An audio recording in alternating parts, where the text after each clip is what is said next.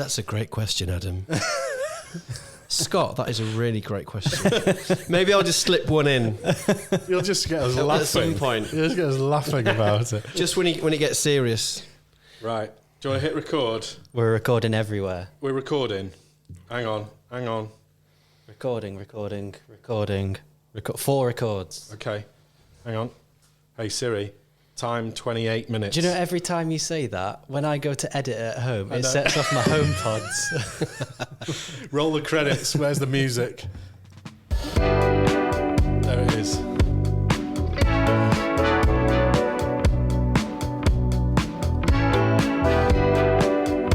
All right, here we are. We're back. Back once again. It's been a couple of weeks. I had a bit of a mistimed week off, didn't I? Yeah, very selfishly took a week off work. Never allowed to do that again. Left you on your own. Left me on my own doing two man's work. So very much appreciated, but glad you're back. We are here. Did you have a good week off? It was excellent, thank you, yeah. Where did you get to? I went to York. I almost forgot where I went then. Yeah, glorious. York, yeah. Took some nice photos? Yeah. I took the trusty old new Lumix X5. Not old, new. And yeah, had a lot of fun just walking around taking photos. Good.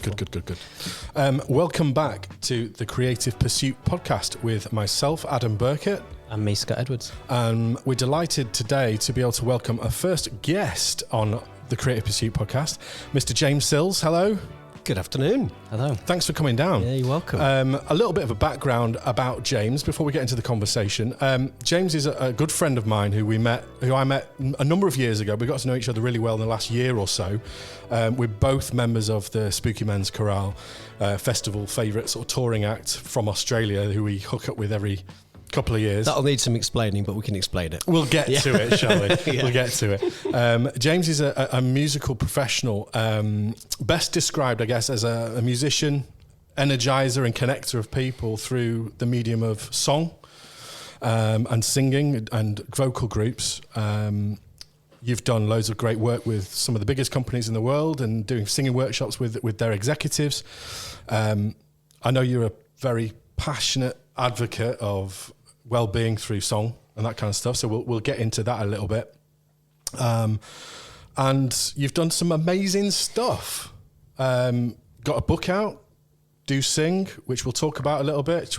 Just for the publishers. There we go. Hold it up to the... If you're watching on YouTube. If you're watching it, We'll talk about the book a little bit. Finding your voice and reclaiming your voice and using it for good and the mental and physical benefits of all that. I know you did an amazing thing back in 2020 and started Sofa Singers. Yes. Which we'll talk about. An amazing community of online singers. And the Wrexham One Love Choir, I remember we spoke about as well, which is an incredible thing that you set up. When was that? 2018. Yeah. Which is the first choir for homeless and marginalised people, using singing as a tool to bring people together. Wales. In Wales? In Wales, yeah. So a fantastic CV, and you certainly sort of tick all the boxes of somebody who works in a creative sector and has lots of important, juicy things to say about creativity and the importance of it. I hope I can bring something to the table at least anyway, Adam, yeah. I have no doubt whatsoever in that you'll have lots of interesting, juicy stuff for us. Let's start a little bit with your sort of background, I suppose. So how did you end up, or how did you start in your career with music or with being in a creative role? Yeah, I'll go for the short version of this, I guess. I mean, like music was always there, like through my childhood, but it kind of came to a crunch point, I think, when I was like 15 or 16. You have to start, like, you know, it's like time at school. We have to start choosing things, like what subjects I'm going to take on, and, you know, like who are my people, you know, like in the sixth form common room, and I just kind of realised that it was music, and that was just the path I was taking. I didn't think of it as necessarily a path for life, but I was like, okay, well, what do I love doing? Like, I really like playing in my like school jazz band. That's really fun. But also I like playing in a band with my mates. And it was really when I joined my first band, I think, when I was 16, playing Nirvana covers, dyeing your hair green. You had green hair? Well, certain gigs we did. First gig was in a church, singing Smells Like Teen Spirit in suits, you know, like all the cliches. Luckily, long before even MySpace, so like there's no evidence really. Were you the Kurt Cobain? I was Kurt, yeah. Yeah. Yeah. I mean, singing completely. Sorry, carry on. We're just doing a volume adjustment. It's all right. Volume adjustment. In a Yorkshire accent. Load up on guns and bring your friends. Unintentionally. But anyway, that was like, I think that was the moment where like all these different things started coming together. I was like, I love playing music. And also we started off doing covers, and then I started helping write the songs, and we'll maybe dive into that because that was definitely my first kind of like light bulb moment with like, you know, creativity, I suppose. But it was also like, these are my mates, we're hanging out, we get to go and do gigs, people like it, we can hang around and eat pizza, you know, and then we started earning money for it, and was like what, this is just amazing. Like, you know, and it's quite the aphrodisiac, isn't it? Yeah. The whole sort of creative world, once you get into it, and especially if you earn a few quid out of it, it's like, well, why would I want to do anything else? It's like, why wouldn't you? And it was just like, literally like, you know, probably like 50 quid for a gig or something. Like it wasn't serious money, but it was just the bringing together of everything. I think it was like, I can create things, I can play music, you know, and there's also something. There's definitely like an entrepreneurial spirit that's always been with me, I think. But I also just really like the idea of just making things happen, like putting on a show, selling tickets. Yeah, like you make a bit of money on it, but it's just that thing of like making something happen, you know, and like making something. Or just making something, yeah. Doing exactly. a thing. Yeah. But I think I've always been interested in like the you know, the music side and the kind of the creating the musical event or whatever, but also just the bigger thing of like, you know, I used to love putting on gigs. There was I grew up in like a tiny village in Yorkshire, and underneath the church there was like a little theatre, which is where they did the pantos and stuff, and we called it the Underground. We called it the Harden Underground because my village was called Harden, and we thought it sounded really edgy. And we used to put on gigs in there with my band, and my mate turned up with his smoke machine and he DJ'd, and like we'd have like the panto backdrop behind us, you know, and we'd be there like doing like Nirvana and Offspring covers, and we'd have about 100 people in there crowd surfing, and it felt like, you know, we could have been like, you know, it could have been like 1977 with the Sex Pistols. Like, it didn't matter. Like, we just made it happen ourselves. You know, it's so familiar. Am I painting a picture? I was there. I just was a few hundred miles away. Yeah, I've done exactly the same thing at the Whittington Recreational Centre in Norfolk. Brilliant. You know, putting on bands with gigs with my mates and crowd surfing and playing covers. Nothing better, yeah. And that's how you get bitten by the bug, I suppose. That's where it all begins. Exactly right. Yeah. You know, like, but without that feeling, like, you wouldn't know what you're aspiring to. Yeah, but then look, as it progresses and you turn it into a career or whatever, that's what you're always aspiring to do. Still, you get that excitement from recapturing it. Yeah. I was listening to a podcast yesterday talking about the kind of awe and the importance of awe and how we need to keep connecting with awe in our lives, and they're talking about collective effervescence, you know, that sense of like just that energy in the room, doing something together, which is a lot of what I do now in my work, in my singing work, both with choirs and corporates and whatever.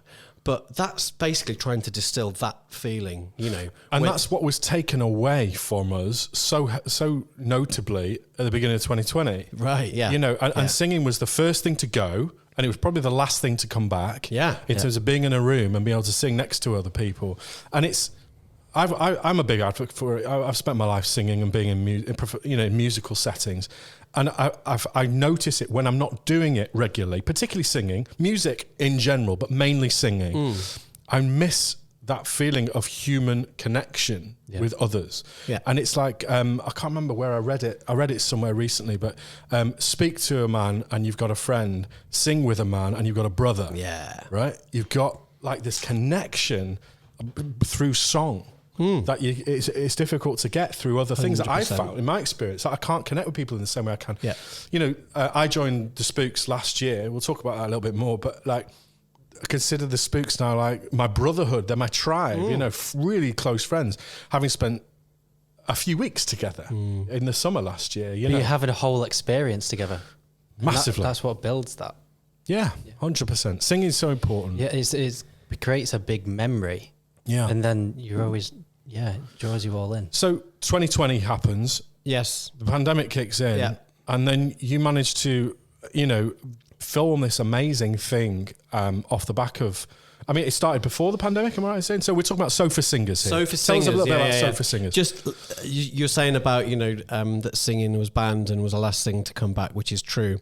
The slight kind of irony is that the book came out about 3 months before lockdown. The name of the book is Do Sing, and for most of the lifetime of this book, the official message was don't has sing. been do not sing. do nothing. whatever you want, but don't sing. Yeah. Wash your hands. Wash your hands. So, so I mean, look, the thrust of the book is that singing is good for us. It brings us together as community. It's got incredible mental health benefits, incredible physical benefits. It's, it kind of addresses two of the biggest problems that are addressing us on a societal level, which is loneliness and lack of community, and the mental health kind of issues that spiral out of that. So all those are interlinked. Anyway, so that was the main thrust of the book. And I always have tried to open access to singing in as many ways as possible, so that I really appreciated in your introduction. You didn't call me like a choir master or whatever, because I think that has loads of baggage that can put a lot of people off. I think choirs, in inverted commas, it's quite an old-fashioned concept. Community choirs, lots of middle-aged people coming together and singing badly. Right. That's not what you do. I know that's not what you do. I've seen what you do. They sing well. They sing really well. And they're not all middle-aged, crusty singers. Like, they're all great people who want to do this thing, which is connect through song. Right. And it's a community thing about, being amongst people. Exactly. And so how did you do that in an online, non-singy together way? Exactly. So that was the thrust of the book.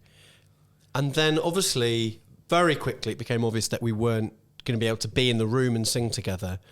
And so everything that I've done up to this point, bar one thing that I'll come back to, actually, I'll park that and come back to it, has been in person. And my thing was always been get in a room with other people, listen to each other, the harmonies, it's amazing. It's a great communal experience. That's always been my thing. And I've been freelance now for almost 6 years, and that's always what I've done, what I've known.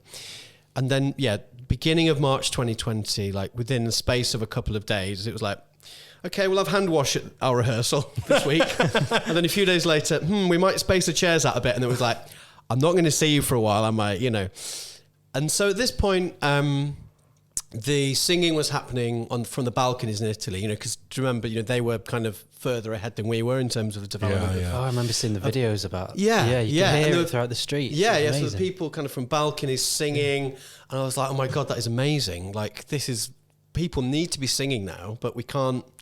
We can't do it. If ever we needed to sing together. Yeah, seriously, if we ever needed to sing, because whenever there's been human hardship and hard times, people have come together to sing, 'cause it's a way of dealing with it, But I was like, well, we literally can't be in a room with anybody else. So, like, how are we going to do this?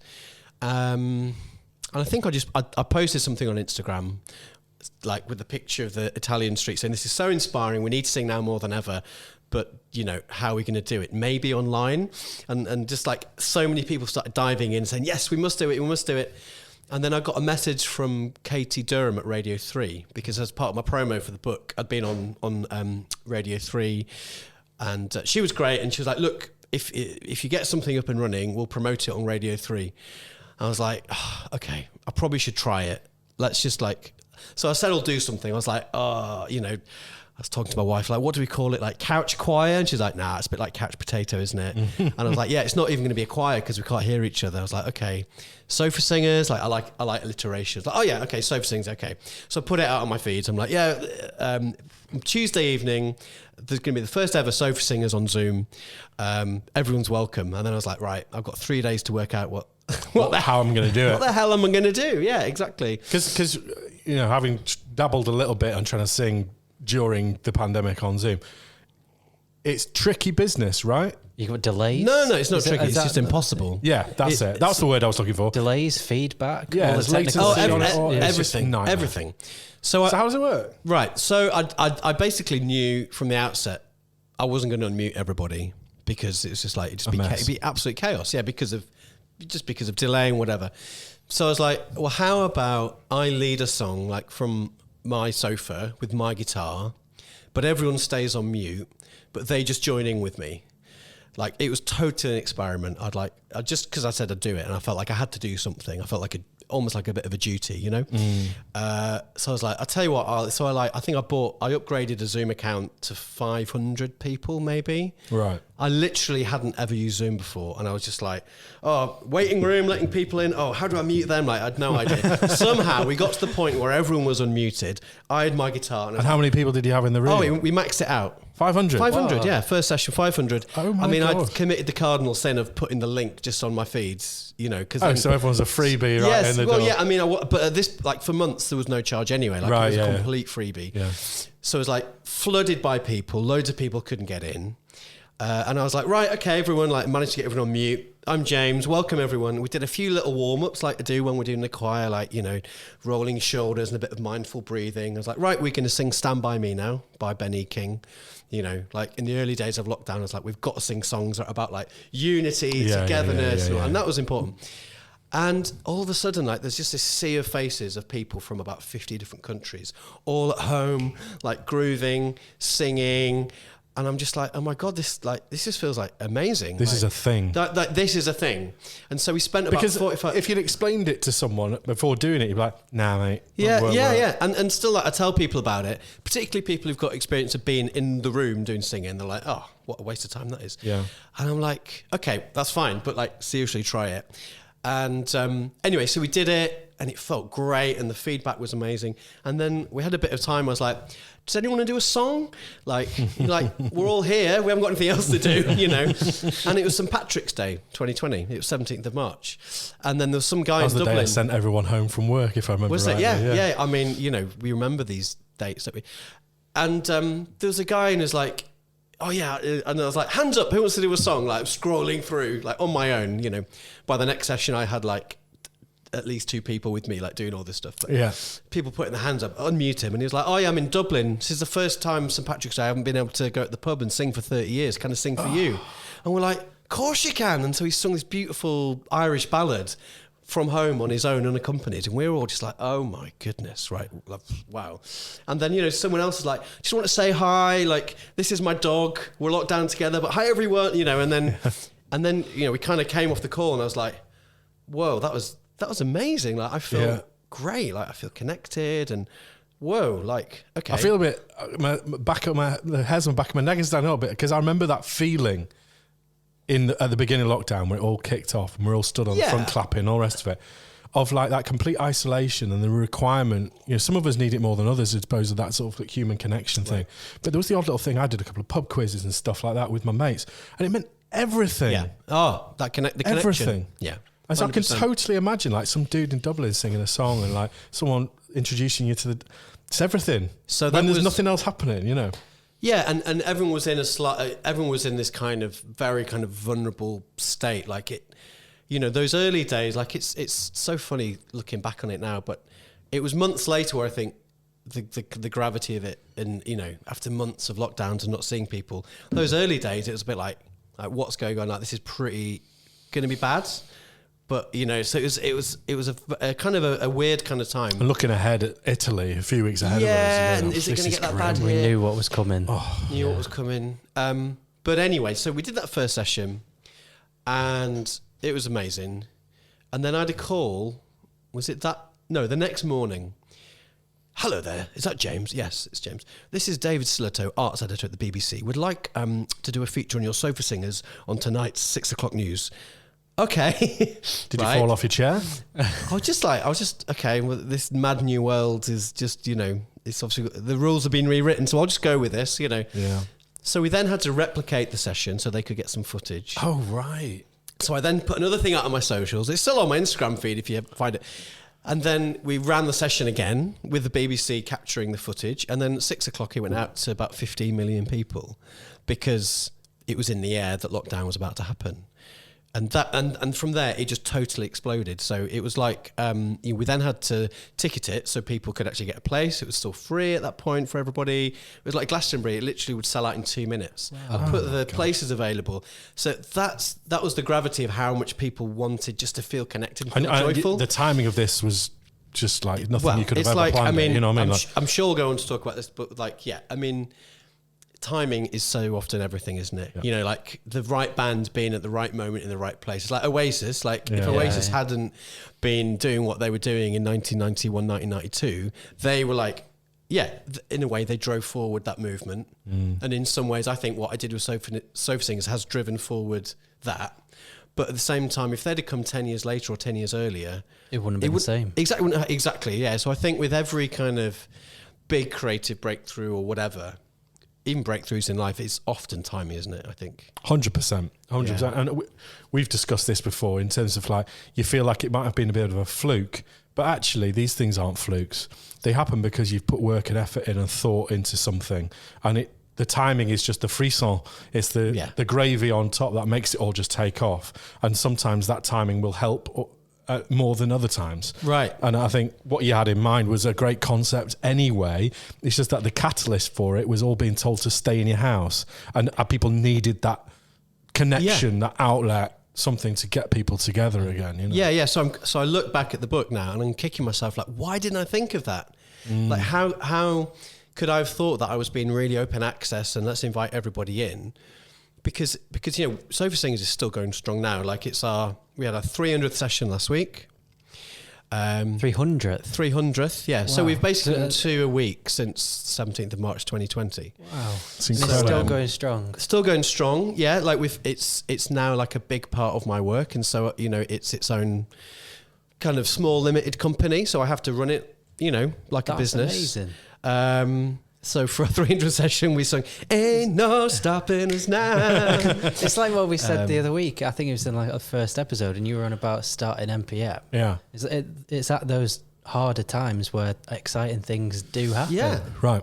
It's that juncture in time. We would never have. I would never have started this business if it wasn't for lockdown. Yeah, because you'd have been busy doing the event stuff and the band. It was born out of desperation. Like, shit, what are we going to do? Event sector stopped overnight. It was like a tap being turned off.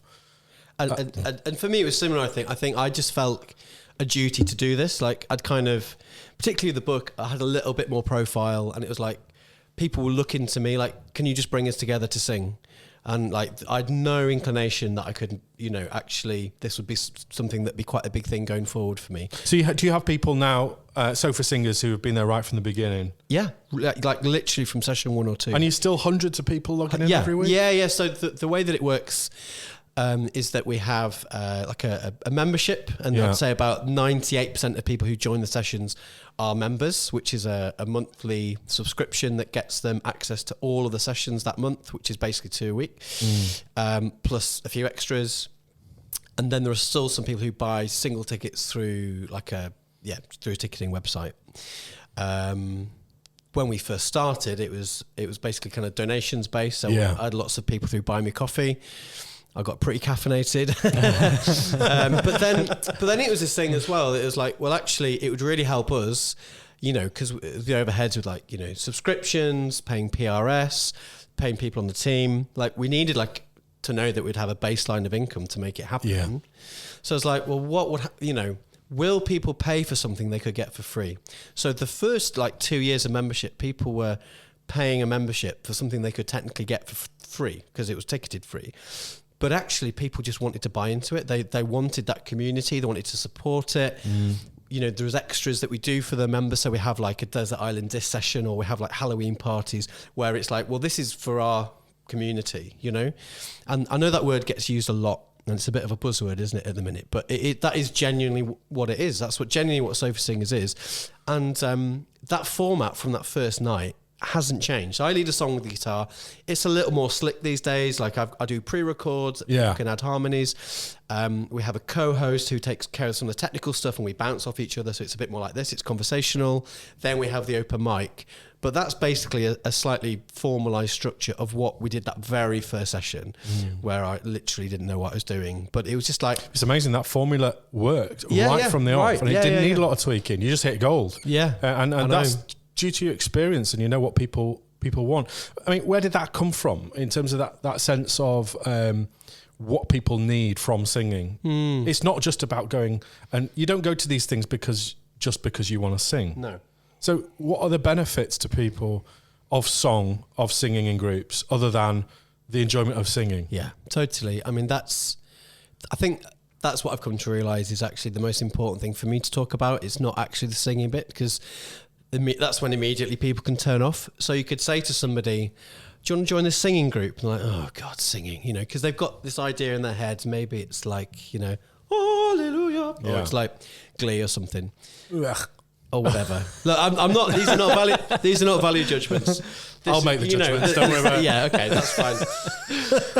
But if you say to someone, "Do you want to feel part of something?" Like, and it makes you feel good, and you'll meet some great people, and you know it can bring you up if you're feeling down, or if you're going through a tough time, it can be a really great distraction from that.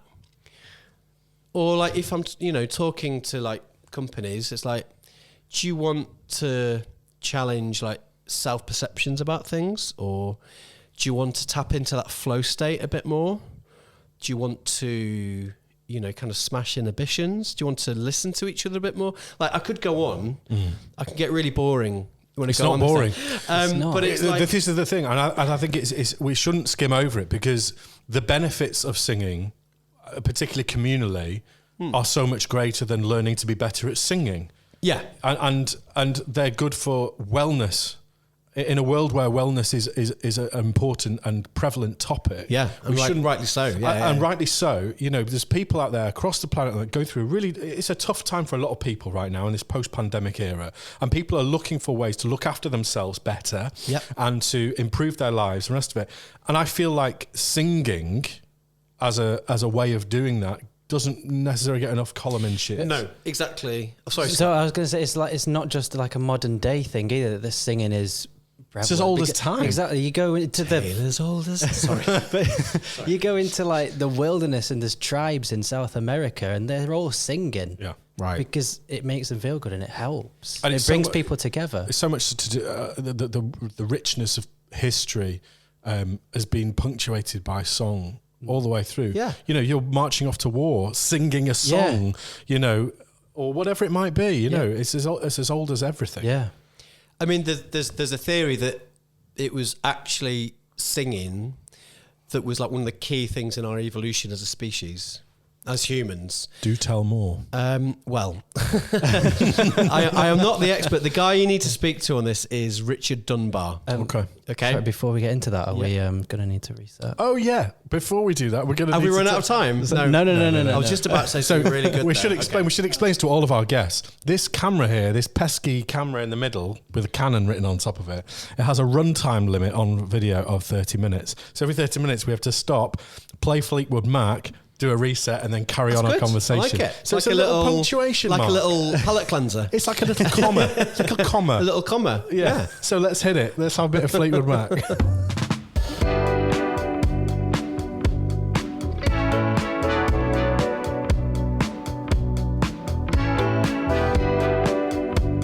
like, you know, the early 45s, isn't it?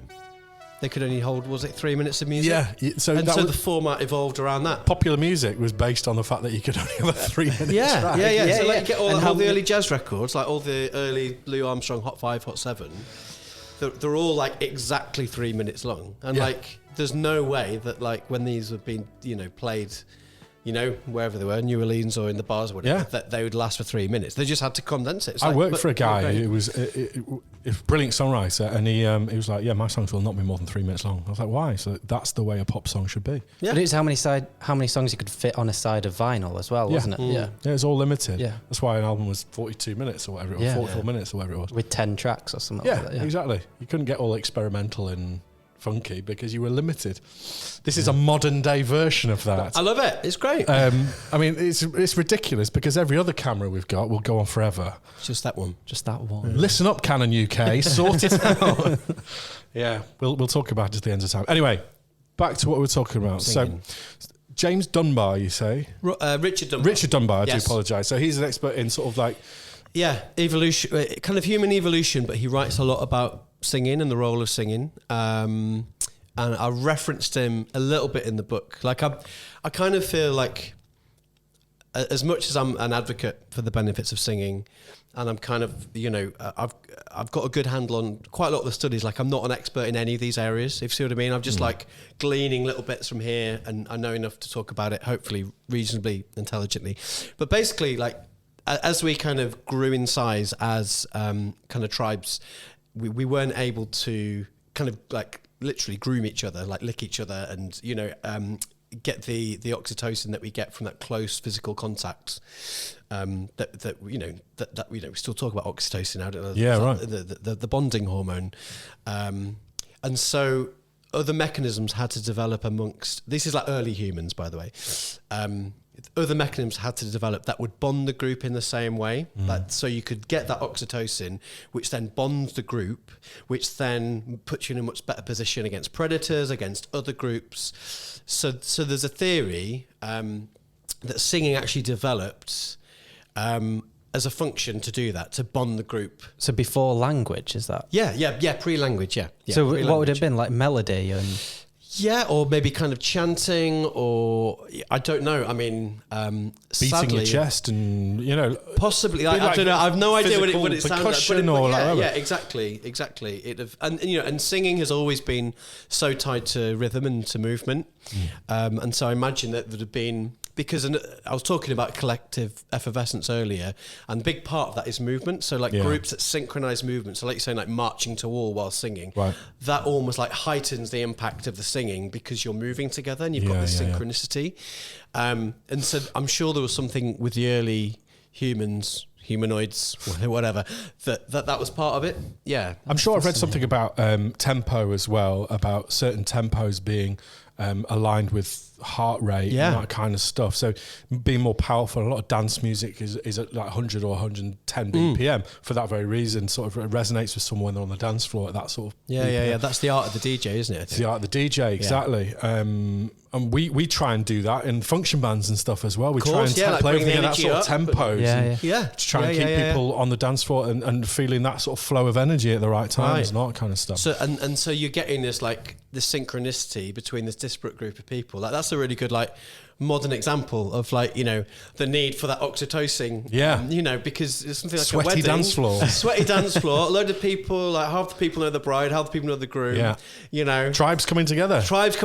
Maybe of animosity within the tribe. Like how are we going to bring them together? Let's get them to sing. Get them to sing together, get them to move together, and it's, we are animals. And, we need these things, like I just think like singing and moving, like there are so many things that we become estranged from, like as a species, like, nature being a massive one, that for many of us we're so disconnected from the natural world now, that we're disconnected from creativity, from making our own stuff, most of us are just consumers these days. These like broad generalizations, I know there's going to be lots of exceptions, but also, we're estranged from kind of singing, from communal, that collective effervescence, and so there's a sense that we have to really start putting these things back in because I think there's more of an awareness for this now. Yeah, well, there is. There's definitely more. Yeah, definitely. So that's why, we're starting talking about like forest bathing and the importance of nature and why actually you're saying like about singing coming back in. What's that? What's forest bathing? So forest bathing is... Sounds fascinating. Yeah. It comes from Shirin-yoku, which is Japanese. It started in Japan. And basically... Japan's got have you ever been to Japan? I'd love to go to Japan. No, I'd love to go to Japan. Just shove all the sushi right into my mouth. Oh, yeah. But it's become a very urban population quite quickly. Kind of, really long working hours, high levels of stress and burnout. And so the Japanese government trialed this idea where they've got like a lot of these amazing national parks, like beautiful nature, beautiful forests. And in these forests, they put GP surgeries and they'd create these trails. And so basically people would go in, they'd like have their like blood pressure monitored and, whatever else. And then they'd go out for a 2-hour walk around the forest and they'd come back and they'd have those... say measurements, and the evidence was like across the board, like people, it was much better for them to be in nature. They felt calmer, blood pressure went down. No way. Yeah, and imagine if they did that over here. So well, there'd just be a lot of skepticism. Yeah, it's becoming a thing, and the reason I know quite a lot about this is because during lockdown, one of the things I embarked on, I wasn't part of the sourdough brigade, but I did start my training as a forest bathing practitioner. Did you? Yeah, I did. Cool. Yeah, and so I got like there's a forest here, by the way, right behind I know us. what we're doing after this podcast. Yes, we know what we're doing this afternoon. Yeah. And basically, the idea of forest bathing is that it's generally led by somebody, and it just invites you to move very slowly through the space to connect with your senses. And there's like a series of, this is where it starts to sound a bit woo-woo, like invitations, like maybe little creative exercises, or maybe like strike up a conversation with this tree. Like, what's the history of this tree? What can this tree tell you? What can you tell this tree? Yeah. But it's all about that deep connection with nature that we've lost. Like, you know, like in the history of humankind, we've only lived in urban centres for a tiny fraction of that. Yeah, you know? right. And so that's, you know, that is just about trying to get back to that fundamental nature stuff. Yeah, being able to embrace it a little bit. Part of that. Yeah, I'm all for that. Yeah. I'm all for that, and I think sustainability is part of it. Being more aware of the ecology and environmental issues in front of us. Trying to get away from this consumer world that we live in, where we're just burning more than we need. Yep. It's been interesting the last couple of weeks for me on that topic. I had the pleasure of coming to one of your concerts on Saturday. I'd love to say it was in preparation for this podcast, but actually it was because I was invited by my mum and dad who were in one of your choirs. But it was amazing, and I really needed it actually. Being there you very kindly invited me up to sing one, but I was a member of the audience, and I just got to witness this. And there was some really core, lovely messaging within it. It was so positive to see what it did for your group of singers, but what it did for the audience as well. Yeah, it was. And a beautiful space, I have to say. I can't remember the name of the Lady Lever Art Gallery in the Wirral. Sunlight in the Wirral. Yeah. Fantastic place. Yeah. Beautiful acoustics, just a lovely place to be. But there was a song, correct me if I'm wrong on the lyrics, but everything we have is here. That was the gist of it, yeah. The gist of it. What we need is here. What we need is here. Yeah.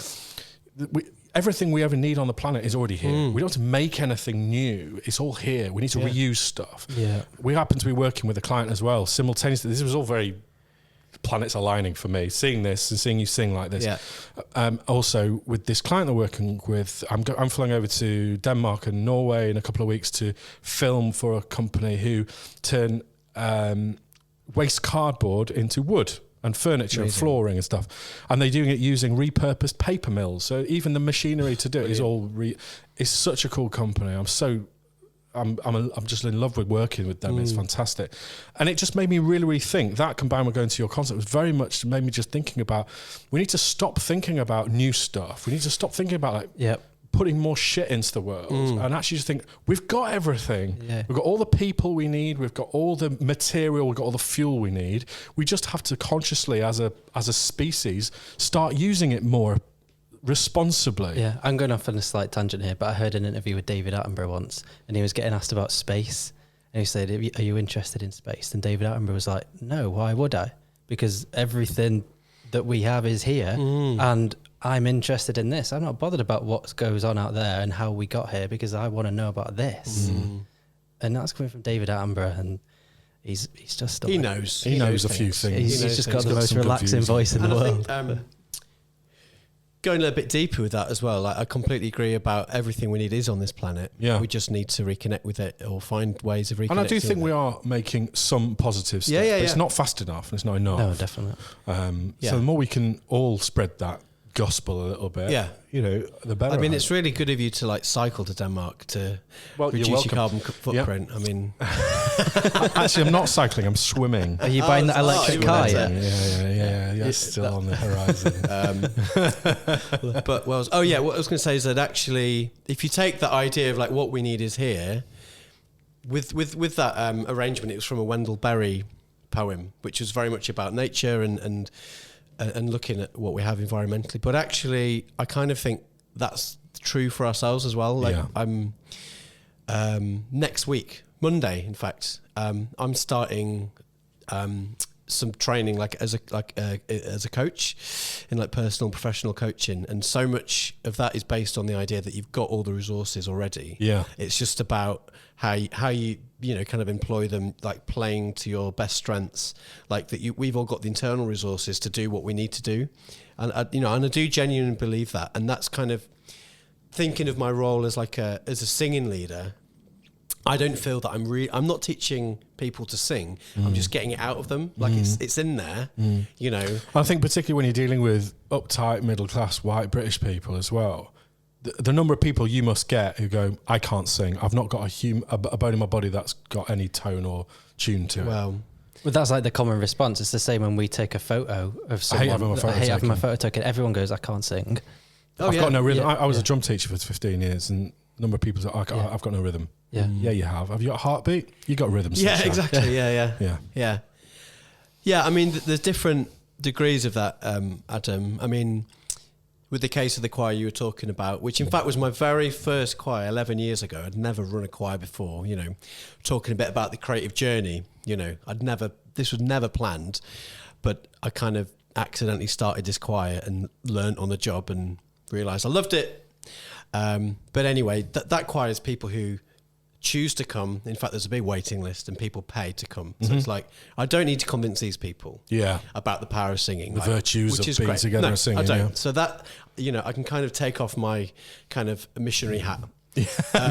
You're already preaching on to a the Wednesday night. converted. Yeah, exactly. However, last Wednesday I found myself in it's like an aircraft hangar in Leeds with 150 accountants from Asda. Right. Now this is okay. Right. Now this is a different type of gig. So you do a lot of corporate stuff, right? Yeah. So you go and run workshops for big corporates, and this one was Asda. Yeah. So I do it for small corporates as well, but I've increasingly been doing it for big corporates. Yeah. And this is really cool because this is for me, like this is preaching the right gospel the right way. I love this because we've done a couple of things like this through UTC in terms of big corporates trying to get them out of themselves and get them singing and get them doing something interesting in the arts. So I'm really a big advocate for it, but I appreciate straight from the off how difficult it is. So how did you get into this as a thing? This particular gig or no, just in general, like the corporate work, because this is a hard crowd, right? Well, or is it? It's kind of, for me, it's a hard crowd, but it's a very easy gig. In that, it's 95% of people's skills, holding the space, reading the room, knowing how to energize people. And I find all that stuff really fascinating. That's why I'm doing the coaching training, because from this point in my career, I don't want to go deeper into the singing. Like, it's not like I know everything. I don't know very much, but I know enough. What I want to go deeper into is like the mindset and people skills and dynamics. Like, that's what really fascinates me. What's the idea behind the big corporates doing this sort of thing? Is it like a team building thing, or is it like realizing that singing and creativity is a help? Totally, yeah. So it can come from different angles. I won't do it if it's just for like a gimmicky. We've tried paintballing, we've done this. Let's get them singing. Like I absolutely won't do that. Because like one of my core values is integrity. Like whatever I do, it has to be with integrity.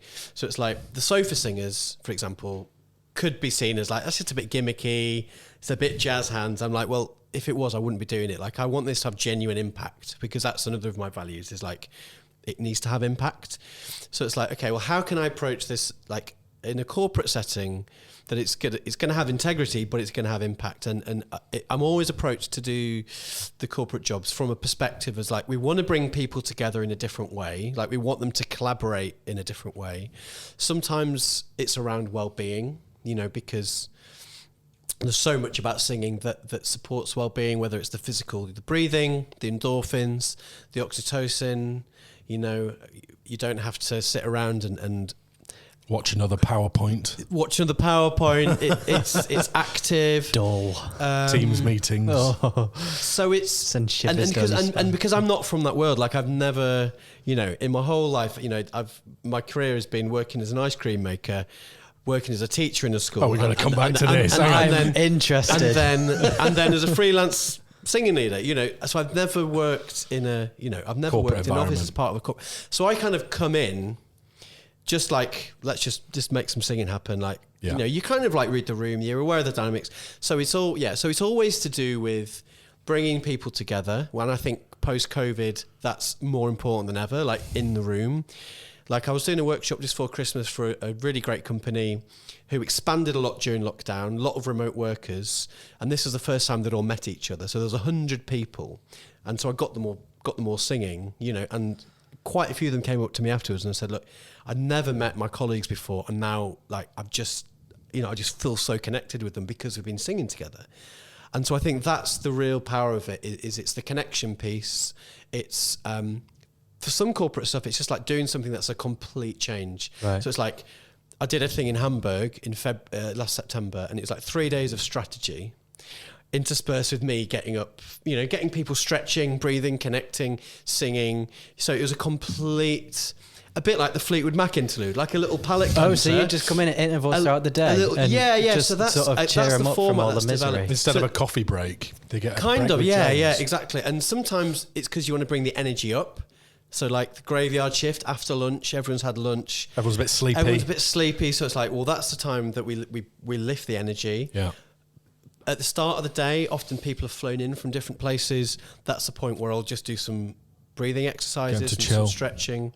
So like this company I was working for in September, I was literally first on. People had flown in, not just from Europe, but right, the Middle East and whatever. And then the chief exec got up and did his bit. And he came to find me at the coffee break and he was like, I'm so glad you went first because I was really relaxed by the time I went on. I was really nervous about speaking, but just doing 5 minutes of stretching, breathing, like it's not rocket science. It's how I start every choir rehearsal. But he was like, that really just relaxed me. I did a much better job. Thank you. And so it's like, when you're talking about what value can you bring, that is the value that it's inputting into people's kind of like well-being, but it's bigger than that. It's feeling part of something at work. You know, it's like, I guess it's multi-layered for different people, but I think the initial question was like, how did I get into it? Yeah. Because it's quite niche, isn't it? Like, it feels quite normal to me now, but it's like, that is quite a niche thing to be doing. Super niche. But I've seen the benefits of it through you, but also in my own experience working with some of these corporates and doing some of these things, and I know how much they value it. Yeah. I think the difficulty is trying to spread that word. How do you approach these big multinationals and go, hey, you know what you need? You need singing workshops for your executive, suits. So the truth is, I've never approached anyone. They've approached me. Right. And it's usually an approach by someone who has experienced one of my workshops for themselves and wants their team to experience it for themselves. Right. So it's almost like you have to be... You have to experience it. You have to be a believer. You know, it sounds a bit closer, but like you have to have felt it in your bones. Yeah, right. And a lot of this work has come from an event that I did in 2018 called the Do Lectures, which is what led to the book. Yeah. I've said to my publishers I'll mention it 10 times. No, I won't really. Keep chipping away. But so I was asked to do this talk in 2018 at this event called the Do Lectures, which is on a farm in West Wales for 100 attendees who come from all around the world, and it's around people making positive change and doing things and not just saying things. And it was mainly people from kind of business, from design world. The founder of Parkrun was there. Right. You know, it's like really amazing, disparate individuals. Somehow I ended up there, but that is another story. I was really lucky. I gave a 20-minute talk about singing and how it's not about singing. It's about community, it's about connection, and it's about catharsis. And then I had 2 minutes to go. I was like, right, come on, everyone, let's do this. I got them on their feet. Yeah, I got everyone singing. And everyone like went out on a high. Yeah. This is the thing that I parked early, by the way. There was a live stream. This is like well before COVID. It was before its time, but the event was being live streamed because their thing is we can only sell 100 tickets because it's in this tiny venue, but we'll live stream it and the rest of the world can watch it. And there were people that I knew back in North Wales who'd got together to watch my talk, and they then filmed themselves joining in and singing at the end. Cool. And I was like, now that's cool. Like I'm here in this like converted cowshed. They're like 100 miles away joining in on this live stream, and I'm making them sing remotely. I'm like, that's really cool.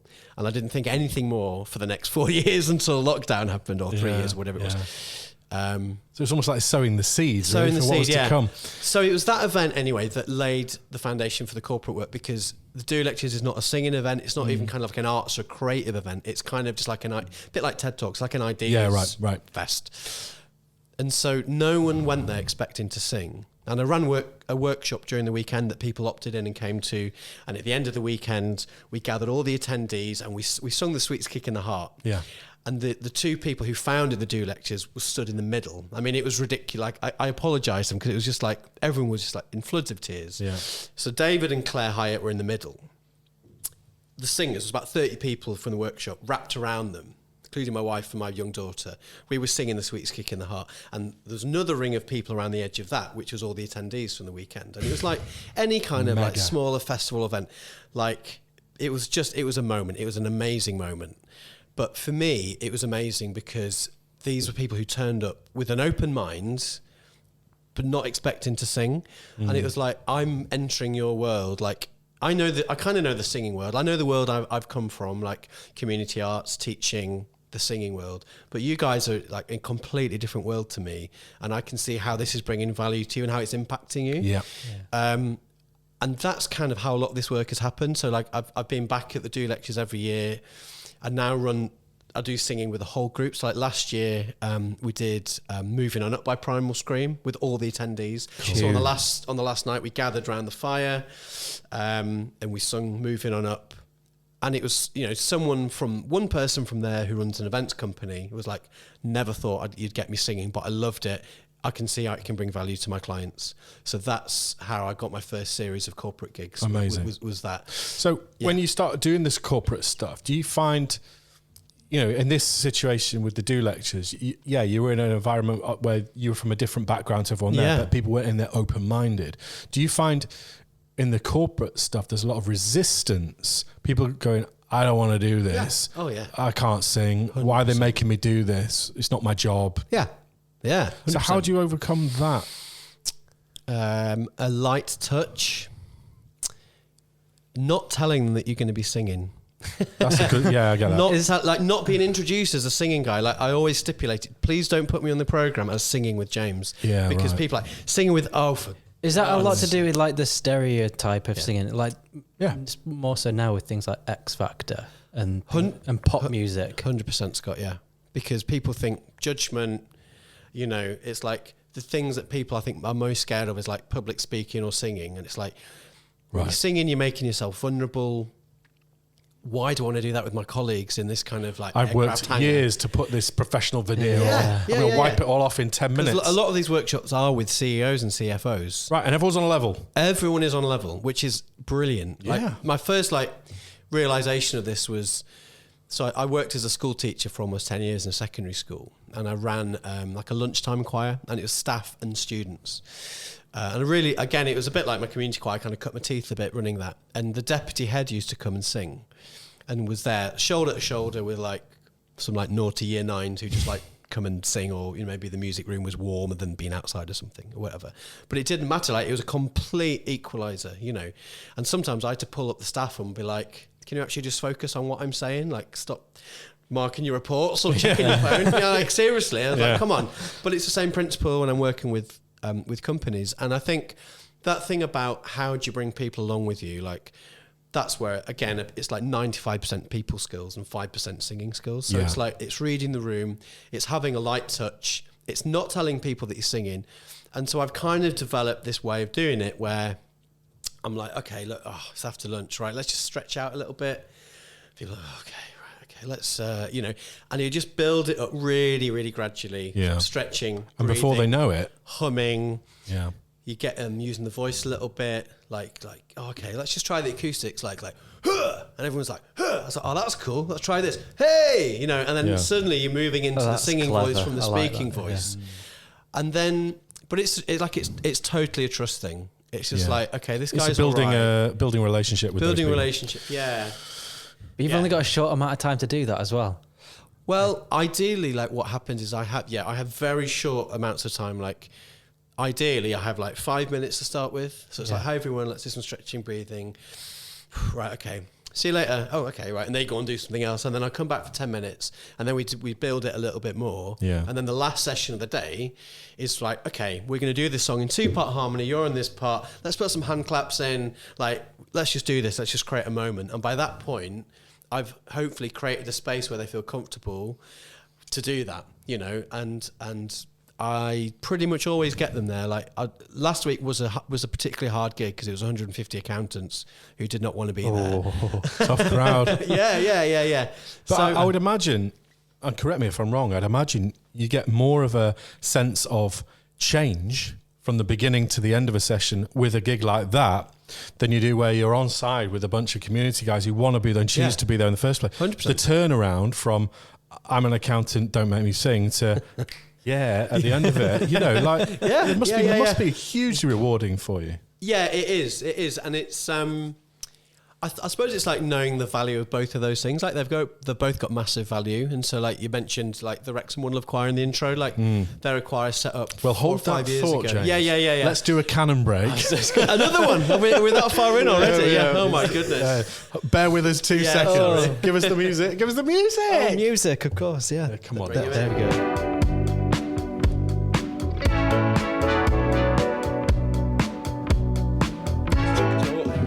Reset. So the Wrexham choir, I forget the name off the top of my head. Love. The One Love choir in Wrexham. So I mentioned in the introduction, this was Wales's first choir for homeless and marginalised people, sort of to build community. Right. Tell me a bit more about it. Yeah. So, well, just to like address your last point, and then I'll very happily talk about them. Is that like you were saying, like the difference between a group that you might do regularly, and between like these kind of, you know, like the corporate settings, like the real value in seeing a group week in, week out, like with the One Love Choir or like with the community choir your parents singing, is that you see the journeys that people go on over a long amount of time. You know, you build up that rapport, you get to know people, you can kind of really move with that group, understand what they need, and you know, and in the case of like the One Love Choir, you see people make radical changes in their lives because the singing provides them like a framework, it provides them community, consistency, gives them the confidence, structure, consistency, all these like really super important things. And so that's, you can only do that by investing time and committing to something, you know. And so that group's been going on with 5 years on a weekly basis. The difference that you see in like a workshop or a corporate setting is just like a very quick, like 0 to 100, you know, in a very short amount of time. And, you know, you don't really know what the long-term ripple effect of that will be. But that's something I'm interested in, is like, I'm not interested in people being like, I really enjoyed that with James, I'm going to go and join a choir. Like sometimes that happens and that's fine. But what I'm really interested in is like, well, what ripple is that going to have? It's like, do you know what? That's made me feel like I can actually do things that are outside my comfort zone. Therefore, I'm going to try this. Or sometimes people email saying, do you know what? I went home and I just sang with my children and it was wonderful. And I was like, oh God, that's amazing. Like, that's, I mean, that's bigger than I've gone and joined a choir. Yeah, exactly. Huge. Yeah. So it's like, that's why I really appreciate being able to have long form conversations like this, because it's not always obvious the objective of what I do. Like it isn't actually about the singing. It's about the people who sing, and it's about what that does for people. Well, you said to me you're a connector of people, you know, and actually breaking down barriers by singing is a good way of doing it. Do you know what I mean? Like it's a much easier route to breaking down barriers than a lot of other things actually, and it's overlooked. It's not very British to be singy and jolly and happy. You know, it's not necessarily high up on the priority list. And I kind of think like it's taught badly, I think, or it certainly was in my generation. When I was at school, singing wasn't a particularly creative thing. It was Scott, singing. What's your, can I, out of it, because I know a bit about Adam, like what's your relationship with singing? Just out of interest? I've been in a couple of bands. I was I'd say the front man of a band. We didn't really do much. We just rehearsed a lot. But I love it. Great. I play guitar and sing all the time. So was there ever a point at school where you were tapped on the shoulder and said, mime at the back and don't sing? I'd say at school I wasn't really creative at school. I was quite late to it. Right, I see. Okay. But I think school has a way of not letting you be creative. It's very mainstream. Yeah. I mean, it might be different now. I mean, I'm talking 30 years ago when I was at school, but it was very like straight down like classical hymns and stuff. You know. Yeah. Well, I mean, the reason I asked, Scott, is just because almost like 9 times out of 10, the reason people stop singing and they get hang-ups about it is because they're told at school, often by a teacher, usually by a teacher, that they're like, oh, you've got an awful voice, like just mime at the back, like, and then that's it, and that is enough. That's like enough for you only life. need to hear it once, and that's it done, you know. And then we get into the thing, like you said, about X Factor, like it's performative, it's about getting it right. Judgment. It's about judgment. Well, the first thing someone says if you sing is, when are you going to go on X Factor? Yeah. And that's terrible. Exactly. Yeah. Like It's that's the only, like, nauseating. that's the only route. That's the only reason why. The only reason to sing would be to like get a record contract Or and be to on TV. please other people or make some money. You don't even need a record contract now. No. There's Just so like- many successful DIY artists out there. Yeah. Or you didn't even. Or it doesn't need to be Or you successful. didn't even need. Yeah. Exactly, It might be that they've been inspired to go home and sing to the kids. Yeah. Well, that exactly, might yeah. be being successful. Hey, right. For them, Right, how do you exactly, define yeah, yeah. success? Exactly. Yeah. So I'm You know, just, having the confidence to sing in front of your kids might be the absolute win. Yeah. Yeah. Can you imagine? Who was it? I think it's Eric Cantona.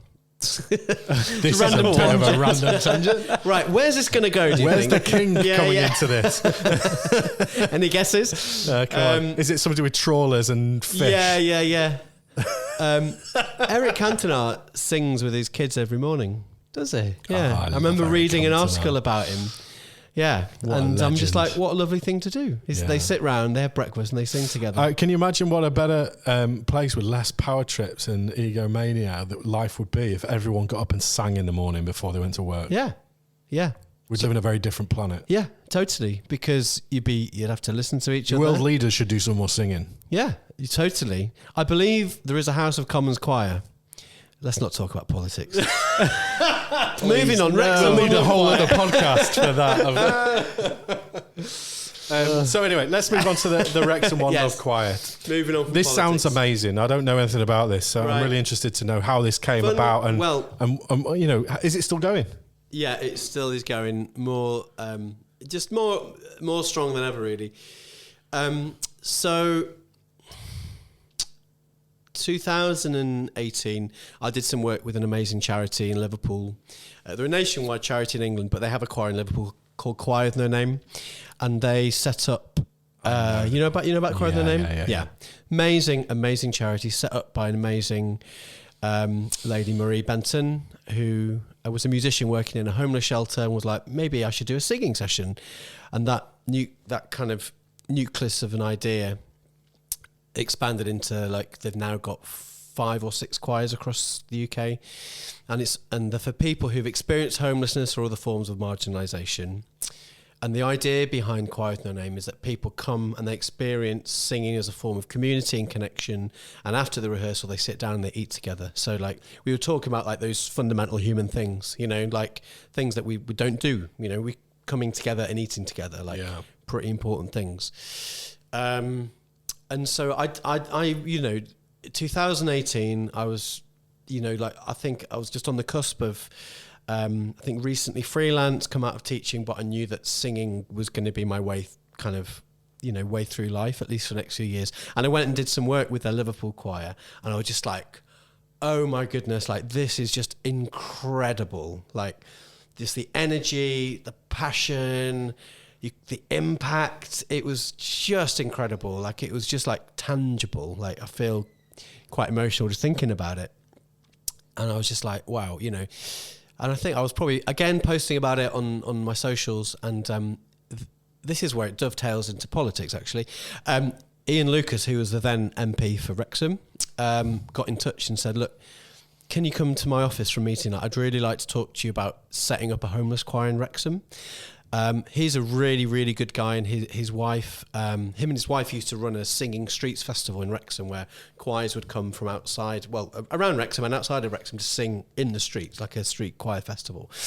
And what they discovered was that members of the homeless community, of which there were many at the time, still are in Wrexham, would really engage with it, you know. And there's something, like saying, that's very democratizing about singing, but also just like choirs being on the streets, and you can just, you know, whoever you are, you can listen and engage with it. And so there's like a seed of an idea there, and he was like, look, I know who all the different agencies are, I can help set this up. like, you've got the musical know-how, can you bring that in? And I was like, yeah, like, let's do this. So we had like this first meeting, we had hundreds of people like from different agencies there, like recovery agencies and charities. And I was like, there's so many moving parts. How is this going to get off the ground? But we did. We had our first few rehearsals. We had like 60 people at the first rehearsal. It was like 500 people in the Zoom room at the first Sofa Singers. It was like, okay, there's something here. Yeah. It was amazing. And then it didn't take very long for us to get some solid funding in place. It's a big operation. You know, we have a choir manager who works 20 hours a week, which is a paid position. We've got a team of volunteers. We sit down, we eat together after the rehearsal, so there's money for food. The choir director takes a fee as well. You know, so it needs, proper funding. Yeah, it's a proper operation. Yeah, exactly, yeah. And anyway, we just kind of hit the ground running, really. By the second year, 2019, we were on stage at the Eisteddfod in Llangollen, which is a big deal. Yeah. If you're not from Wales, it's a big international singing festival. It's kind of like the Glastonbury in a way of the choir world in some ways. Yeah. We were there performing, and there was one guy, at least one guy. We got the coach in the centre of Wrexham to go to that performance, and we're like, oh, he's not here. And they're like, oh, we know where his tent is. He's sleeping rough at the minute. He's in his tent. So we pulled the coach up by his tent, and there he was. And he was like, oh, is it today? He jumped on the coach. And then like 2 hours later, he'd put the choir T-shirt on, and he was there singing to like 600 people. Incredible. So when I talk about like the ripple effects, it's like, I haven't seen this guy for a while. Like, I think he's okay. But it's like, my aspiration for him isn't that he's gone to go on X Factor. It's like that he's used that experience of feeling part of something, of feeling supported, of like having, like boosting your self-esteem to then take that forward in his life. Yeah. Yeah. And that's the whole point. And I bet there's a whole bunch of stories that are just the same across the board.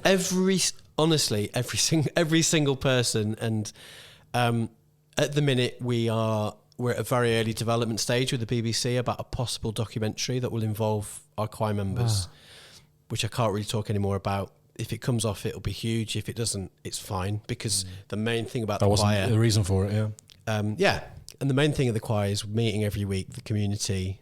But, we did this piece where I was like, look, we're just going to go around. If anyone's got anything want to say about what this choir means to them, how is it part of your story? If you're comfortable saying this out loud, we'll film it now. If not, we'll do it later.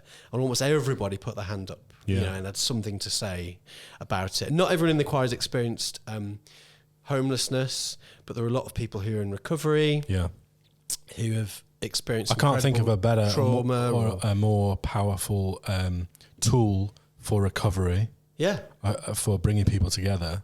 It is than getting people in a room doing a sing.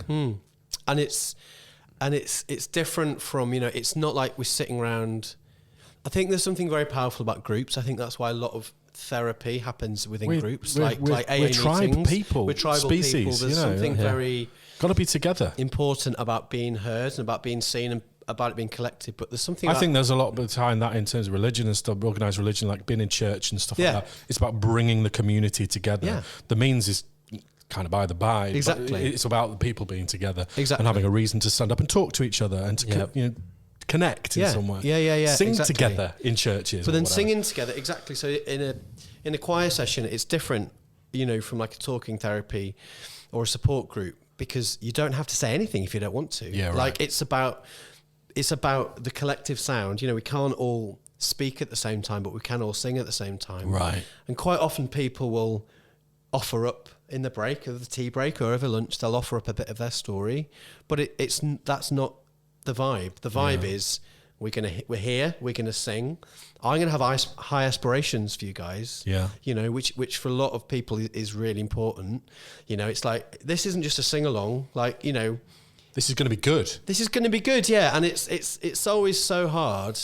Not so hard, but it's such a balancing act between let's make this inclusive and fun, and let's bring everybody into this experience, make it inclusive, but also like how can it actually have quite a lot of integrity? How can I push this musically so that it's really satisfying? Yeah, right. That's always interesting, and that's what interests me.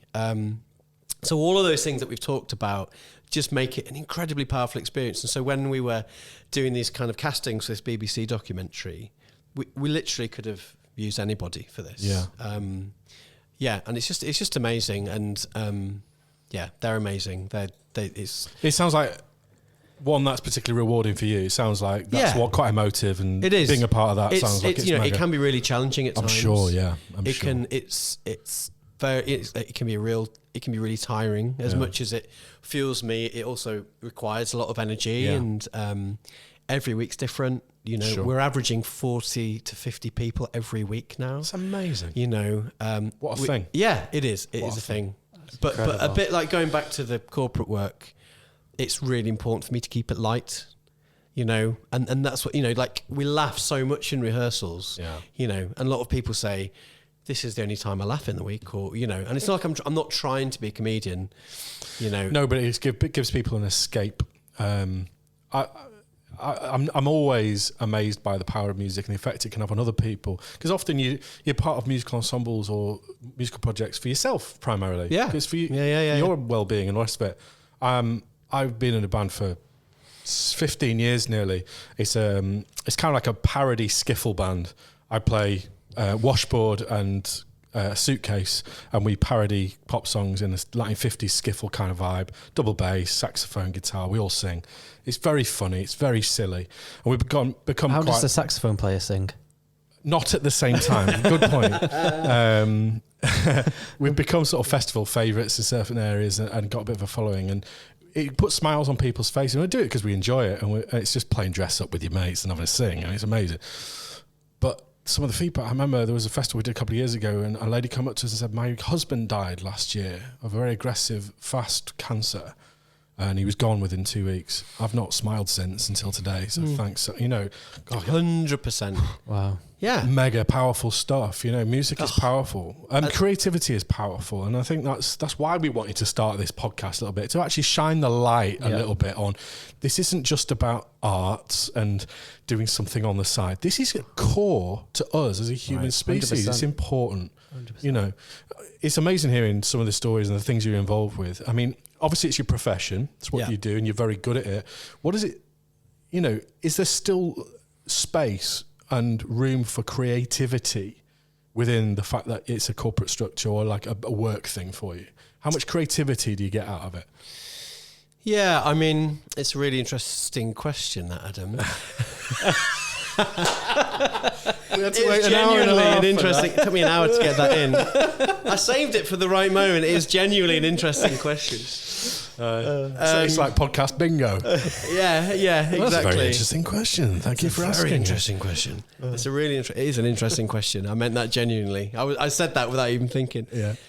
Because it's like, I think, if you kind of zoom in on creativity, it's about, maybe it's about art, it's about literature, it's about writing music, it's about kind of creating art. And with a few exceptions, like there's the band I've been part of for about 12 years, which I'm a songwriter for and a kind of contributing writer, but that's kind of quite sporadic. We might do like an album every couple of years, and I might contribute 3-4 tracks. So I don't really feel that gives me like, proper creative like points. And at the minute, like there isn't. I don't make the space. I'll say there's not space. I don't make the space for that in my life. I've got a young family. I've got all my freelance work. But if you zoom out from that, like, I think that the essence of what I do is definitely creative, because I suppose the way I work in my choirs and my workshops is that I bring in the material or an idea for the material, but I've only ever got about 70% of an idea of what I'm going to do with it, which is like, particularly with my choirs, where I never give out lyric sheets because I'll always change it. I'll always do something different with it. And it's slightly different like with the different groups that I work with, but say like with the Wrexham One Love Choir, because we're talking about that, it's like I might bring a song. We've just started working on The Real Thing, You to Me Everything. Right. So you've got like that bones of the song, but it's like, okay, let's just like for this first one, let's just maybe try you guys. Do you want to do a solo on this bit? And like, okay, that's really working. And then like we've got like some musicians who play in the band, and like the guitarist starts doing something. I was like, that's really nice. Like, let's do that. Let's just keep that. So that helps it keep it fresh for you as well, because when you're doing the same thing over and over, week in, week out, it can become quite dry. Because a lot of comedians do that as well. Yeah. Right. So they'll leave space in there for ad-libs. Exactly that, because it was when they're on tour every single night, for weeks, And especially when weeks. something like that, where every word is potentially scripted, there's no room for creativity beyond the creativity of writing the thing in the first place. Yeah, it keeps it fresh. Isn't it fun with comedy though? Like, say if you've seen a comedian on tour and then you see, like, we'll say the DVD, that's old school, isn't it? If you see on Netflix, and it's the same show, you can be a bit like, oh, okay. But then if you go and see a band, you know, and they do exactly the same set list and you see that on Netflix, you're like, wait! Yeah. Like there's something about the comedy experience where you kind of like, there's a perception that it's more off the cuff. But of course it's not, like, you know. Yeah, these guys, right? That kind of thing. Any other performance, you know. Yeah. Leaving space in there. I thought that might be your answer to that question and the reaction, because I struggle with that as well in terms of the perception of what I do for a living. And I'm guessing, Scott, it's the same for you as well. You know, you're a photographer, videographer by day. What an amazing creative thing that you do. Yeah. But last week, you know, we were out taking photos of a wall. Yeah. Do you know what I mean? Yeah. And it's not all sexy, creative stuff. Yeah. And it's about creating the space and being responsible for creating your own space within that to have some creativity. Yeah. And this is finding the balance as well, because obviously it usually starts off as a hobby and then it turns into a career later on. Yeah. So that if that is still your hobby, you still need what do you do for your hobby? Yeah. You still need See, to. I've got I struggle with that a little bit now because Yeah. of full-time photographer, videographer, but that is still my hobby. So I still have to find the time. So I'm a bit angry with myself. I've got a really bad habit of sort of like monetizing or making businesses out of my creative hobbies, whether it over the years what I've done. I like doing that. I like the creativity and challenge of trying to make this thing into something I can earn some money out of. But then when I do that and it takes off, the creativity gets stolen. Yeah. And, you know, music, for example, I'm having a bit of a renaissance with music the last couple of years. So I've got involved in new projects and things which have really sparked music again for me. For a very long time, music, and I discussed this in the last podcast about we talked a lot about music. It's just that actually it's not mine anymore, and I don't actually get a lot of joy out of music because it's now this commodity that I sell to people. And I've kind of done the same with photography. When I started photography, I took 20,000 photos in the first year of my family and friends and kids and leaves on the trees and landscapes and anything I could get. I was like, I'd never left my house without a camera in my hand. Yeah. And now it's like, if I have a camera with me on a Saturday, I'm like, oh, it's kind of a bit work. Yeah. I don't take anywhere near enough photos now. There's a couple of years now where I've not really taken any pictures of my family, you know, whereas before there's loads. And I've got to really work at trying to bring creativity back into what is a creative pursuit for me that I've made into a business. And finding space for these things. And I think it is a challenge for a lot of people who work in perceived creative industries, that at the end of the day, you're working for somebody. You're no longer, so there's only limited scope for creativity around their brief. And they see it completely different to you. Right. So you're trying to get into their mind and create. The best jobs for me in this are the ones where I'm brought in as the creative guy. Yeah. And they say, right, we need some ideas. This is the message you want to deliver. How do you best see that we do a photo shoot or a video to actually bring this to life? And that for me is like, yes, there's my space for creativity and world, rather than go and pull the trigger on these photos. Yeah. You know, this is what I want you to shoot, then I want you to shoot this. Can you turn it around by Friday? Do you know what I mean? Yeah.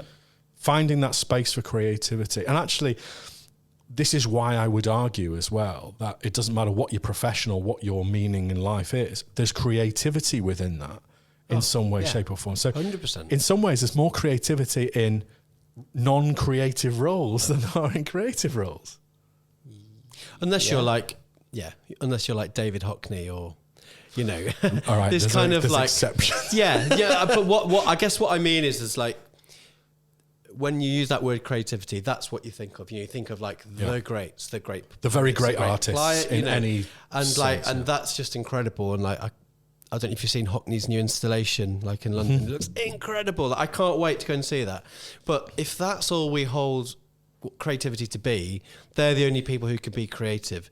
It's the same thing as singing. Like, we hold up this very small minority of people who can do it, and the rest of us are just passive consumers. Right. And this is about opening the concept of creativity up to everybody. Yes, exactly. Yeah. I hate this attitude from people saying, I can't sing, I can't play drums, I've got no rhythm. Shut up. Yeah, you can. Everyone can have a go at this and you can get something out of this. If you're not a singer, great. It doesn't matter. Can you sing well enough to sing in the shower and enjoy a shower in the morning? Is that not more of a not having an interest in it more than not being creative? What? Because if you're interested in it, you're more likely to do it and find the passion for it. I'd say maybe singing is like an exception for this, because a very like an opening line, like people are, you know, like what do you do for work, and it's not always that easy to explain. It's taken us about an hour in this podcast to get to the bottom of it. But you know, I said, oh well, you know, I bring people together to sing and for kind of, you know, transformation and to help people feel good, and almost always people say, oh, I wish I could sing. Yeah. That's almost always a response. Right. No one's ever was like, you know, I'm not bothered about singing. It's always like, I wish I could sing. Mm-hmm. It's not, I couldn't give a crap about singing, you know. Not for me. Yeah, like literally no one ever says that. And I think there is like a deep down kind of like need to sing, like desire to sing. Just like there's a deep need for us all to be creative. And around that issue of like creativity, because I've been thinking about a lot about coming on today, and I've tried not to read. I've got a lot of books about creativity and unpicking it, and I've consciously not read any of them because otherwise I'd just probably, you know, be regurgitating quoting them. And I was swimming, which is for me like a way to unlock bits of my brain. Yeah, no distractions. No phones. yeah. Can't listen to podcasts. Exactly. It's kind of monotonous, so it kind of, I think rhythmical. It frees something in your subconscious. And I was like, the thought pops into my head is like, well, what's the opposite of creativity? And I know like not everything is. I saw that Instagram post the other day. You sent that to me as well. I sent it to Scott. I was like, we've got to talk about that when James comes on. Because like, that is cool. That's a great question. I think it might be my next book, Adam, if I'm honest. What is the opposite of creativity? Boredom. It's fascinating. Hold that We're thought. not there again, are we? With canon timer time. Oh my goodness. We've only had a couple of minutes. So we might, before we get onto that, let's have a quick pause.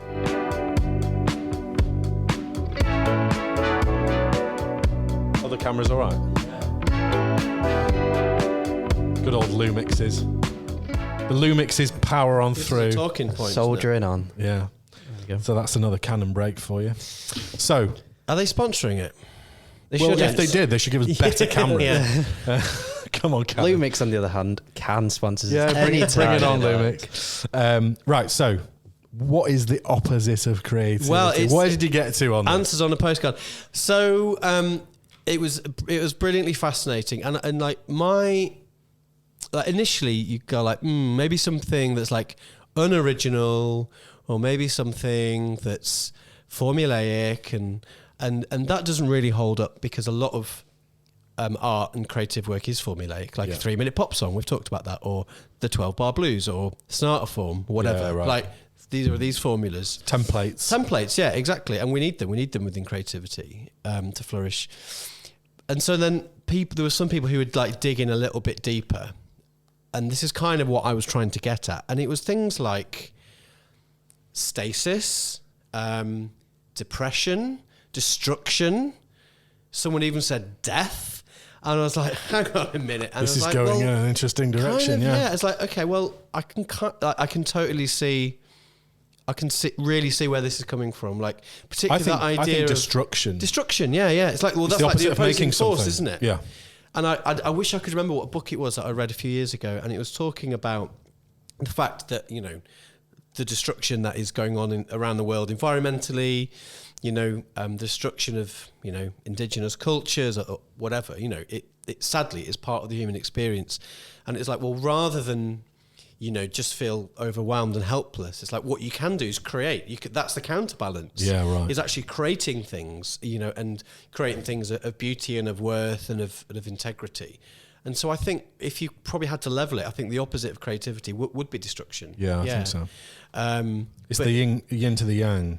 I think so. And I think it goes beyond, because obviously, like, I suppose to answer the question, you almost have to answer the question first of what is creativity. Yeah, which again is really problematic. Which is not easy. How would you define that? I think it's making something. Yeah. In its essence, and I think that even that's a bit tenuous, because you could be making something to template or on a production line, and that's not particularly creative. I think it's making something with the license to change as you see fit. Yeah. That's not a perfect definition by any means, but it's probably my own version of that. And I think the level of creativity that you can put into something is it can be anything. It can be doing a creative thing like a video. I think but the brief is so tight that you can't be creative with it. So then you that's could be motivated with an algebra equation, probably. In some cases, like, is it not? Maybe. I'm not very good with algebra. Well, neither was I. But do you know what I mean? Like, you know, there could. I think we get this idea of the creative industries because that's what we work in. Right. That it has to be therefore creative, but there could be something. I think it's problem solving, isn't it? Creativity. Yeah, that's a good one. That's a good one. Because you're thinking about how you can get from one point to another and make something along the way.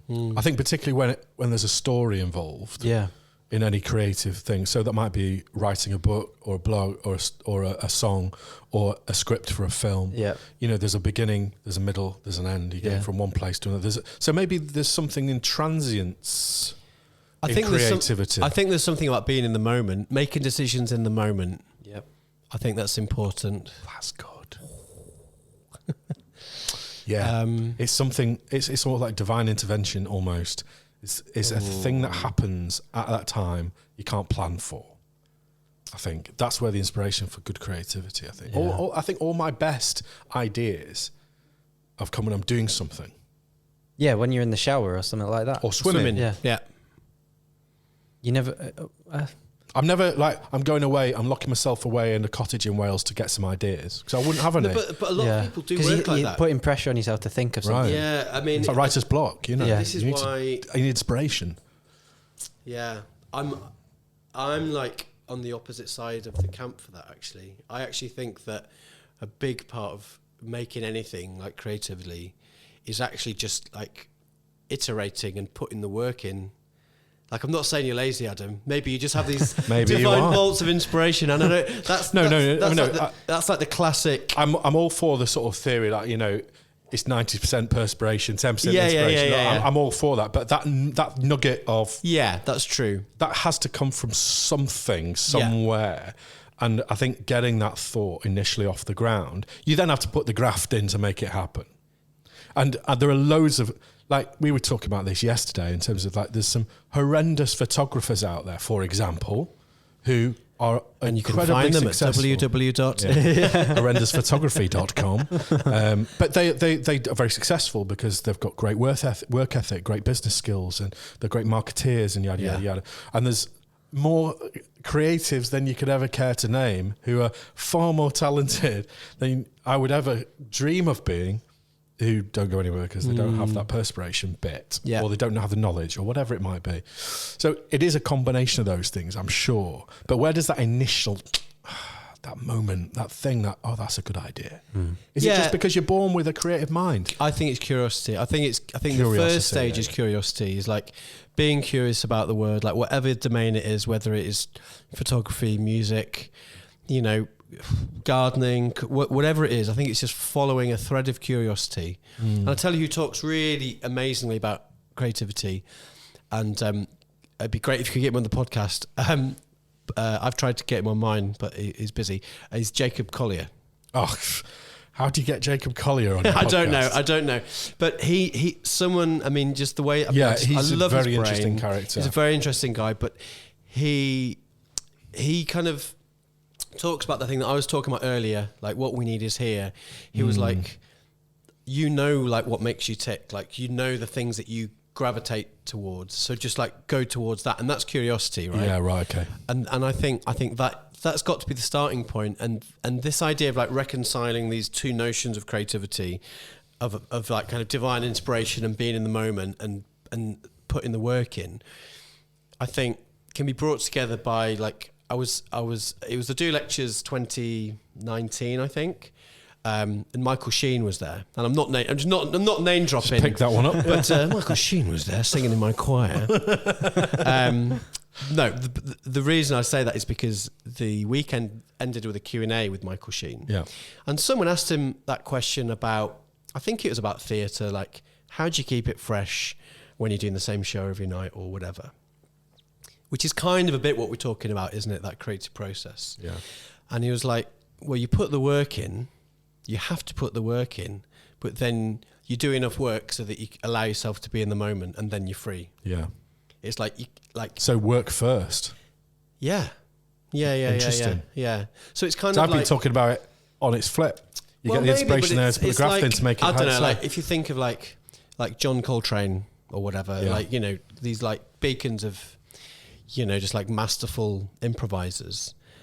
As much as he was like a freedom seeker, Yeah. you couldn't just give him a saxophone without any lessons or without doing any scales and be like, right, create your art. He's got to learn his rudiments. It's like, yeah, exactly. Like he's got to, you know, he put the hours in. Put the chops in, yeah. He put the chops in. He's got his scales under his belt or whatever, and then that frees him up. Yeah. And I think that's probably a really healthy way of looking at it.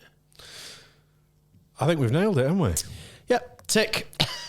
It's not an easy one to pin down. It's really hard to pin down. It's different for everyone. And this is why it's a question we wanted to ask you, and we'll ask anyone who comes on this show, because like it means something different to everyone, and the way they define these things is different to everyone. And this is why we want to get guests on that. It's great to speak with people from creative industry backgrounds, but it's also going to be great to speak to people who are in perceived not very creative backgrounds in terms of how they apply creativity to their role or their life or what it means to them. This is, for me, this is the fuel that fuels us as a species. I couldn't live without creativity. It's what's got us here in the first place, arguably. Yes, I was thinking that today, actually, exactly, like our ability to adapt and evolve. Evolution. Species. Yeah. We're like, the humans are like unparalleled compared to any other species, and that's why, you know, we are who we are, for better or for worse. It is. Yeah. So we met 10 years ago, I think, maybe the first time. I met you at backstage at a spooky show. Was it at Bury Met? It could have been at Bury. Bury. But we've got to know each other more in the last year or so because so we sing together in the Spooky Men's Chorale. Aren't we lucky? Aren't we lucky indeed? So Spookies are a touring band from Australia. Yes. A singing group. Originated in Australia. Originated in Australia with a large following in UK and Europe as well. Tour every couple of years in the UK. You joined when? I joined on stage in 2013, but my first interaction with the Spooky Men was kind of by random. 2 years previously, I think it was a gig that you were at and you were auditioned. We were the support act for the Spooky Men's Chorale. We ended up in the pub, a 3-hour sing-off ensued. I'll show you the videos. It's amazing. There's a video. I'm Amazing. like a pig in muck because we're in this tiny, like a much smaller room than this, a tiny room with 20 burly spooks, about 20 of us from Sense of Sound. All the spooks in kind of, you know, black stage clothes. We're all in like sparkly gold. We're singing like shiny R&B a cappella pop songs. The spooks are singing Georgian drinking songs. Yeah. But we had this musical meeting, and there's a video of me in the middle, like, and Chris, our mate, you know, Chris from the UK Spooks is like, teach me the bass lines. And I'm just like, oh, what's this? Oh my goodness. Like wide-eyed, you know, eyes wide open. So my journey began in 2011. And then you've been involved ever since. I've been. So I auditioned in 2011 or 2013, I can't remember. 11 it was. Was it 2011? Yeah, when I joined, they were like, oh, there's this other guy, you know, from the Northwest. Oh, yeah. Yeah. So it only took this man of mystery. It only took me 11 years to actually get on tour for one reason or another. Burn. It was a slow burn, I was accepted into the fold and then it just didn't work. So eventually I joined last year, did the UK tour in 2022. We literally over lunch today, we found out that we're going to be touring and some more details over the summer this year. We're doing a week at the end of August in the UK, followed by a week in Denmark and Germany. Yeah. Super exciting. So good. So exciting. I'm getting myself on that bus as a photographer. Documentary. So, I don't know if we need to go into any more, but, you know, that's kind of how we know each other. Oh, and what a joy. What a joy. It's an amazing thing. And if you're not aware of the Spooky Men's Chorale, we'll stick a link in the description. Go and check it out and try and get tickets. It's not one. It's very difficult. I've always found this when people say, "What is it?" I go, "Well, it's a men's singing thing, and we do some funny stuff, and we do some very serious stuff, and it's really, really good." It doesn't really do it justice. Have you seen the film Swimming with Men? No, with Rob Brydon. Oh no, I've heard about that, but yeah, I need to check that. I think that's coming from a similar perspective. Yeah, really. definitely. It's one of those things. Watch it. The Spooks is definitely something that unless you see it, you don't really get it. But we've got a very avid following. And When you were talking earlier about your scuffle band and having that impact on the that audience Spooks members. is right up that street. Yeah, that's Moves I people. mean, It really. I mean, I would happily do spooky shows with no audience because I love the singing that much. I love the arrangements that much. I Big just shout love out to the Mr. sound Stephen that Taberner much. here. Yeah, shout out to Stephen Taberner. The Spookmeister. Definitely. I love Stephen. I love his patter. I just love everything about the show so much. However, put 500, 1,000, 2,000 other humans, to invite them into that space and just taking them on, again, it's a bit of a cliche, take them on that journey, you know, where, you know, you talk about the arc of what we were talking about, the arc of, it's like a DJ set or whatever. Stephen is a master. He's a master of that. That journey. Holding the space. Last year, I thought, obviously it's my first experience on tour, but I've seen plenty of shows of the Spooks. But I thought last year, the arc, particularly the second set. Yeah. Last year we did a couple of Ukrainian songs as part of the second set, and it was the most moving thing to be on stage. But you know, you could look out and see the effect it was having people in the audience. It was just mega. It was such, and I think there was an added gravity to being on stage and performing to people last year in any sense because of what we'd all been through for a couple of years before that. We were back singing. We were back. We were my back. God, what a joy it was. Oh no, it was just glorious. So yeah, look, it's been a real pleasure. Thank you so much for coming in and chatting with us. Yeah, no, my pleasure as well. Thank you. Where can people find you? They can find me at J Sills Music, and that's on Twitter, LinkedIn, Instagram, and Facebook. That's at J Sills Music, and my website is james-sills.com. And Sofa Singers, the door is open. The sofa is an extendable sofa. That's every Tuesday and every Friday. I really hope that's the strap line. Over Zoom. It's an extendable sofa, yeah. You'd be really welcome. You know, if what I've said about singing resonates with you, you can join Sofa Singers from the comfort of your own sofa. Well, I think that's a lovely thing, and it's probably a nice place to end. I do think that if we can just get one person listening who might think that I can't sing, wish I could sing. Yeah. Involved, or even just thinking about, or maybe they might sing in the shower tomorrow. Yeah. Then it's job done. I think. You know, maybe invite that person just to drop me a DM, slide into my DMs and let me know, because that is truly the greatest joy, and what I deem to be my greatest successes is when I hear those stories, you know. 100%. And before we go as well, if I may, one more time, a little plug for the publishers. Go and check out James's book, which is Do Sing. Yeah.